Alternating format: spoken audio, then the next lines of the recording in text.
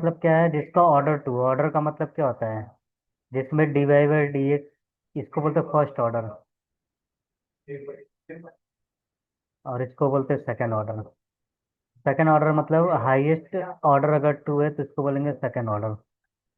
ठीक है, ऑर्डर का मतलब हो गया नंबर ऑफ डेरिवेटिव। जैसे एक डिफरेंशियल इक्वेशन, इसका नाम डिफरेंशियल इक्वेशन क्यों है?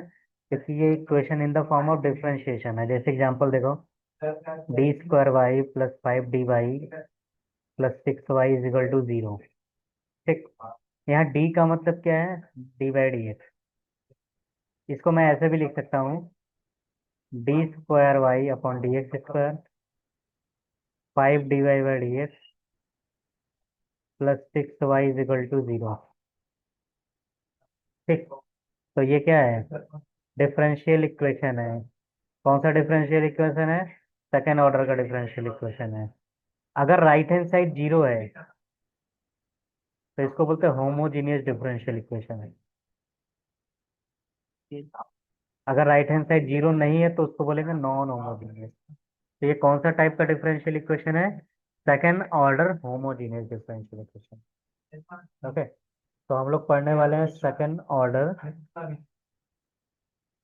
Homogeneous differential equation. हम देखेंगे second order homogeneous differential equation को सॉल्व कैसे करते हैं।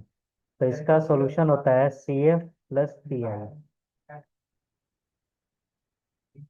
सी एफ का मतलब होता है कॉम्प्लीमेंट्री फंक्शन, या इसको बोलते हैं जनरल सॉल्यूशन। इसका दूसरा नाम क्या है? Complementary function.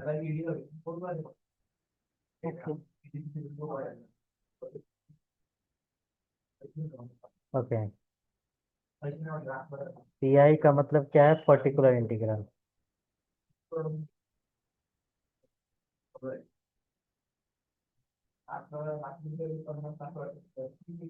ओके, तो पहले हम यस लोग सर। देखते हैं how to find C F.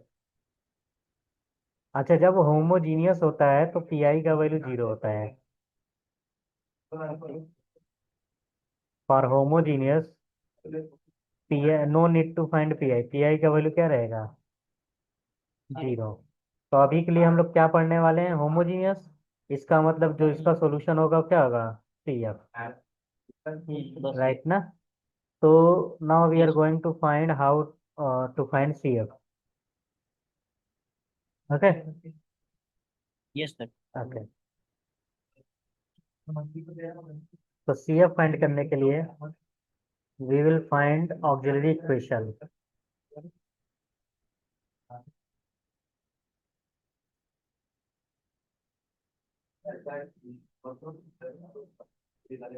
Finding C F, C F का मतलब क्या है? Complementary function.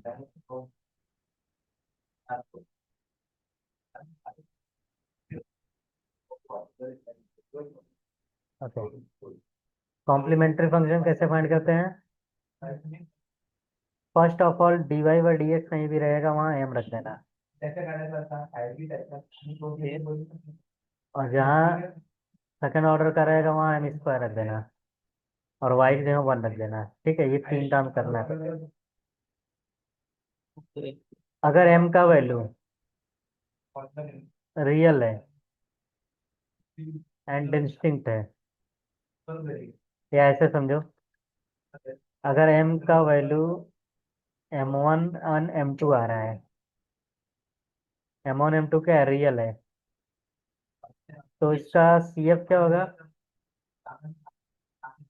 सी वन ई का पावर एम वन एक्स, सी टू ई का पावर एम टू एक्स। पहला रूल। अगर एम का वैल्यू एम वन और एम टू दोनों सेम है, मान लो एम के बराबर है और रियल भी है, तो इसका सी एफ क्या होगा? सी वन प्लस एक्स सी टू ई का पावर एन एक्स। तीसरा, अगर एम का वैल्यू कॉम्प्लेक्स नंबर में आ रहे हैं, अल्फा प्लस आई बीटा, तो सी एफ का फार्मूला क्या हो जाएगा? ई का power alpha X C one cos beta X सी टू साइन बीटा एक्स। समझ गए? ये 3 रूल तुम्हें याद रखना है। एक एग्जांपल देखते हैं तो ज्यादा। Yes, sir. Yes, sir.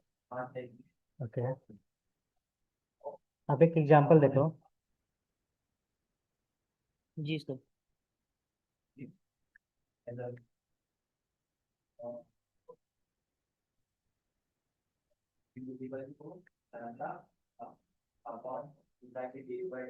तो ये होमोजीनियस है ना?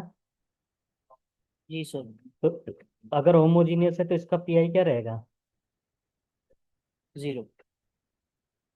For homogeneous. ओके, तो सिर्फ इसका मैं क्या फाइंड करूंगा? सीएफ फाइंड करूंगा ना? जी सर। ओके, सीएफ कैसे फाइंड करेंगे? ये हो जाएगा m² 5m + 6 = 0। एक क्वाड्रेटिक क्वेश्चन है ना?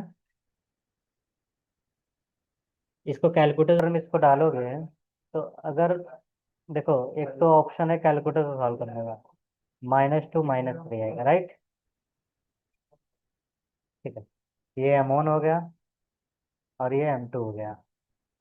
सपोज अगर कैलकुलेटर से नहीं सॉल्व करना चाहते हो तो इसके लिए फॉर्मूला ये होता है, I think you know this. याद है ना ये फार्मूला? हाँ सर, ये सर क्वाड्रेटिक। हाँ, लेकिन ये फार्मूला लगाने से टाइम जाएगा, इसलिए मैं बोला था कैलकुलेटर। अब कैलकुलेटर इसीलिए दिया जाता है। तो -4 × a × c/2a।